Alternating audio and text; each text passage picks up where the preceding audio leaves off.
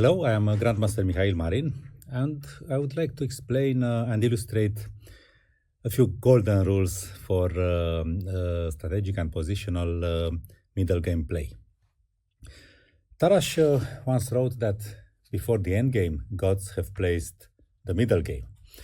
Actually, the quote is more known nowadays as between the opening and the end game, gods have placed the middle game.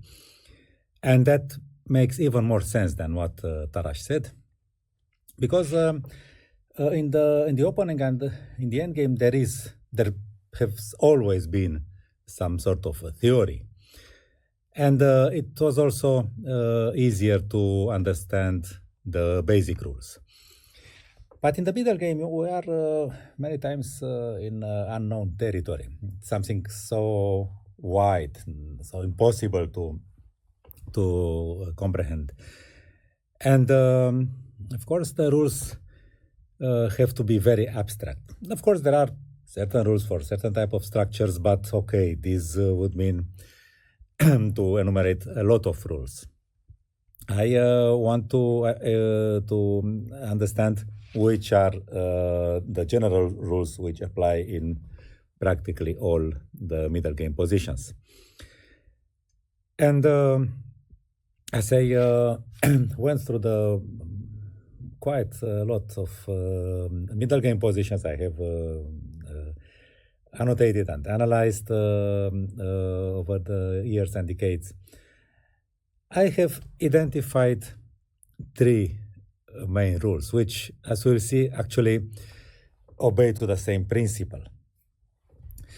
So first of all, when we try to carry out our main plan, before going for concrete action for the final phase of the plan, we should be sure that our coordination is optimal, that all our pieces stand on the optimal squares. So that's rule one. Do not do things before you are prepared to do them. Actually, this is not so easy to understand, not always easy to understand. As you can see in this position, okay, this is the first example in the database, in the videos. White seems to be optimally coordinated and still he can improve something. That's the secret. Rule number two refers to the fact that, okay, maybe we are perfectly coordinated, but maybe the opponent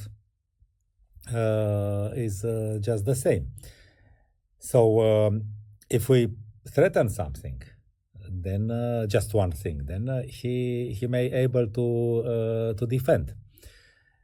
So for such situations, it is very useful if we can make such moves which obey the general principle of maintaining and improving our coordination. To make such a move which creates two threats. Of course, I don't speak about a double attack, but the principle is the same, because okay, if you attack a piece with a knight, okay, if you give a check, then the king can go. But if it's a double attack the king and the queen, then of course it's a winning move. But okay, this is a simplification of the matter. I have in mind moves which prepare two different plans, which can be related, but in principle it's two different things.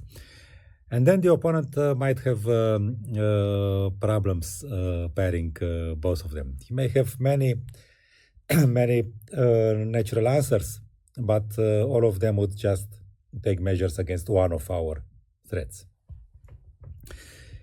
And the third rule refers to the situation when we have to defend. I don't necessarily have in mind long-term defense, but just defend against some threats. So just as said by Steinitz a long time ago, it is always good to use the minimum of means when defending, to make it in an economic way. And this is useful because this way we don't spoil our coordination. Now we are ready to understand actually that all these three principles are about coordination and harmony.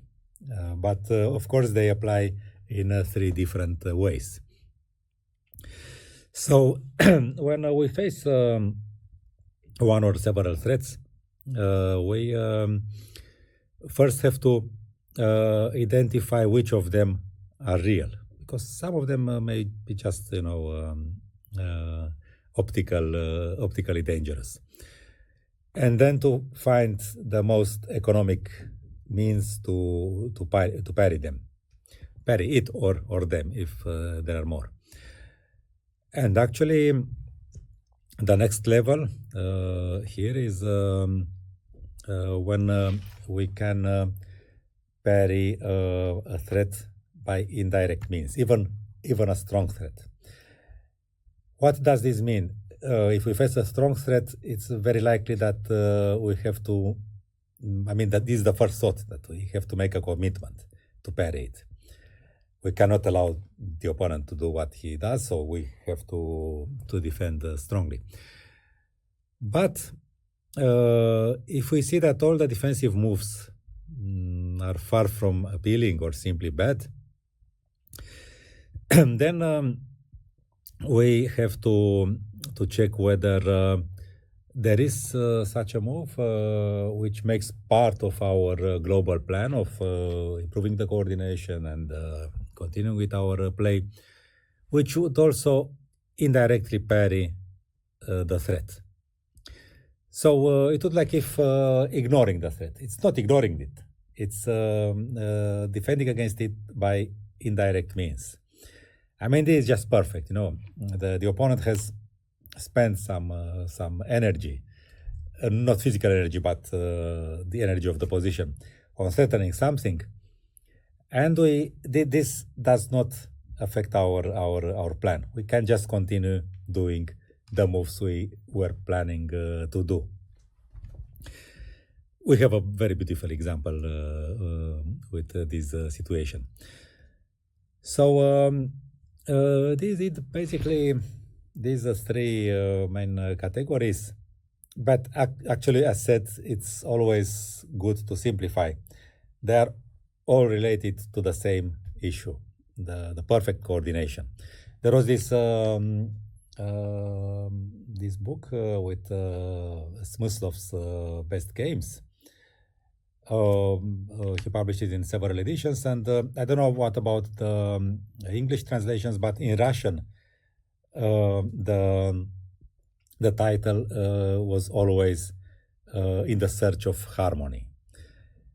And of course, it was not that he was a priest or something, and he would look for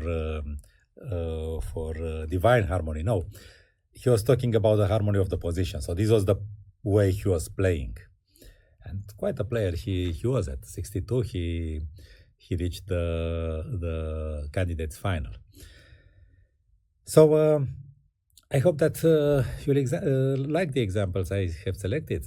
I enjoyed analyzing them quite a lot, and I believe that assimilating and following these rules, these ideas during your middle gameplay will make you a stronger player.